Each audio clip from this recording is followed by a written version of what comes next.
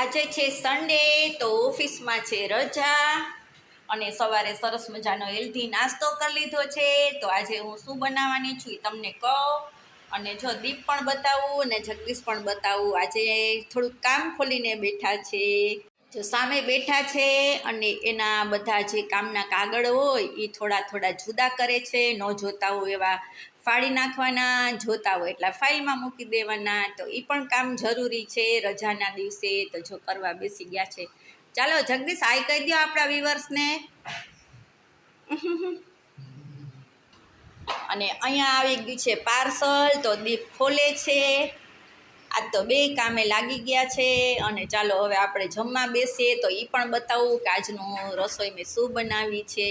બરાબર દીપ, પાર્સલ ખોલાઈ ગયું? તો હાલો હાઈ કહી દો આપણા વિવરને.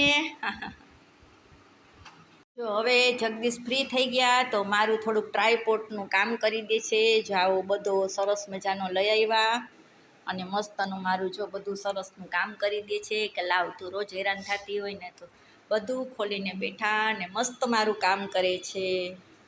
જો મસ્તનો પુલાવ બનાવ્યો છે સરસ મજાનું વેજીટેબલ્સ નાખીને.